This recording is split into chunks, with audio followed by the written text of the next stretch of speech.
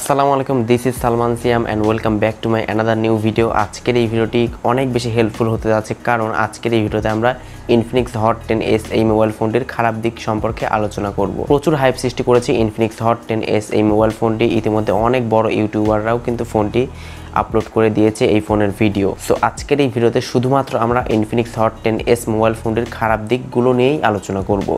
So অবশ্যই ভিডিওটি মনোযোগ সহকারে প্রথম থেকে শেষ পর্যন্ত দেখবেন, তাহলে আপনি জানতে পারবেন ফোনটি আপনার জন্য কেনা ঠিক হবে কিনা, ফোনটির প্রাইস অনুযায়ী এই ফোনটি ঠিকঠাক মতো আছে কিনা এবং ফোনটি কাদের জন্য নেওয়া ঠিক হবে। ওভারঅল অল ডিটেলস আপনাদের মাঝে আমি শেয়ার করব এই ভিডিওতে। সো অবশ্যই ভিডিওটি না টেনে সম্পূর্ণ দেখবেন, আর এই চ্যানেলের নতুন দর্শক হয়ে থাকলে সাবস্ক্রাইব করে রাখবেন এবং পাশের বেল আইকনটি অল সিলেক্ট করবেন, এতে করে ভবিষ্যতে আমি যত ভিডিও পাবলিশ করব এই ধরনের ভিডিওগুলো পাওয়ার জন্য। সো ভিউয়ার্স, চলুন আর কথা না বলে আজকের ভিডিওটি শুরু করা যাক। প্রথমে জেনে নেওয়া যাক যে ইনফিনিক্স হট 10s মোবাইল ফোনটিতে কী কী ফিচার্স দেওয়া হয়েছে। চলুন ছোট্ট করে জেনে নেওয়া যাক। ফোনটিতে ব্যবহার করা হয়েছে 6.82 ইঞ্চি একটি এইচডি প্লাস রেজলিউশনের আইপিএস ডিসপ্লে, যেটি হচ্ছে 90 হার্জের রিফ্রেশ রেট সাপোর্টেড।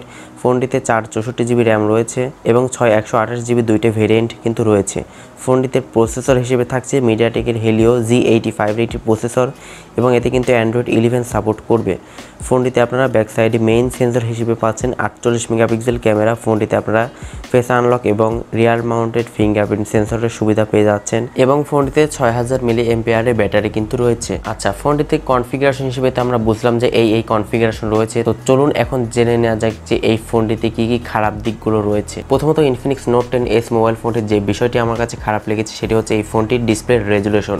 ফোনটিতে ডিসপ্লে রেজুলেশন কিন্তু একটু ঘাটতি রয়েছে। আপনি যখন ডিরেক্ট সানলাইটে ব্যবহার করবেন তখন কিছুটা ব্রাইটনেসের ঘাটতি কিন্তু আপনি লক্ষ্য করবেন ফোনটি ইউজ করার সময়।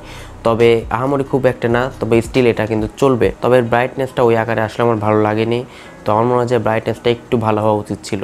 আর এই ফোনটিতে কিন্তু চাইলে ফুল এইচডি প্লাস রেজলিউশনের ডিসপ্লে কিন্তু দিয়ে দিতে পারতো। এখন বর্তমানে এই বাজেটে আসলে আমার মনে হয় যে ফুল এইচডি প্লাস রেজলিউশনের ডিসপ্লে আসলে দেওয়া দরকার, যেহেতু ওয়ালটন সম্ভব করছে রিসেন্টলি ফোন লঞ্চ হওয়া। তো আমার মনে হয় যে এই বাজেটে অনুসারে আসলে ফুল এইচডি প্লাস রেজলিউশনের ডিসপ্লে আসলে দেওয়া উচিত। আর দ্বিতীয়ত যে বিষয়টা আমার কাছে খারাপ লেগেছে সেটি হচ্ছে এখানে কিন্তু মাইক্রো ইউএসবি পোর্ট এখানে দেওয়া হয়েছে।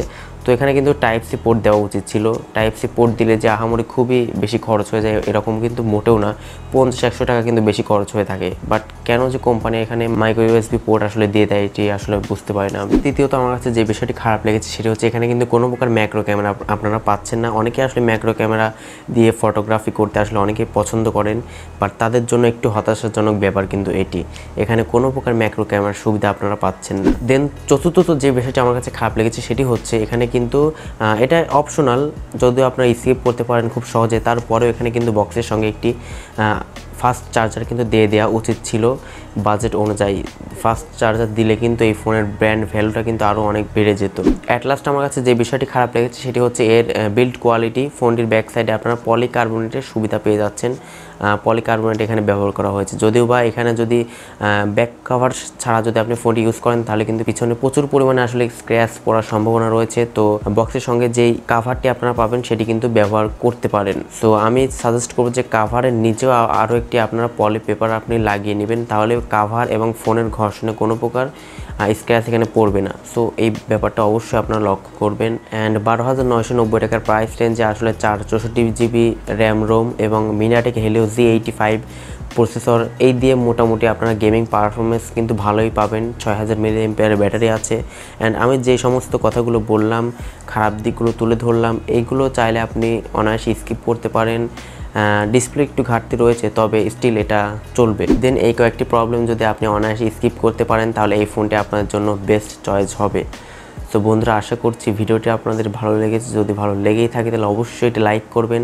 আর এই ধরনের ভিডিওগুলো পাওয়ার জন্য শুধুমাত্র মোবাইলের অল ডিটেলস সম্পর্কে জানার জন্য এবং কোন ফোনে খারাপ দিক সম্পর্কে রয়েছে এই সম্পর্কে জানার জন্য আমাদের চ্যানেলটি সাবস্ক্রাইব করে রাখবেন। এই ধরনের ভিডিওগুলো অনবরত আমাদের চ্যানেলে কিন্তু আপলোড করা হয়।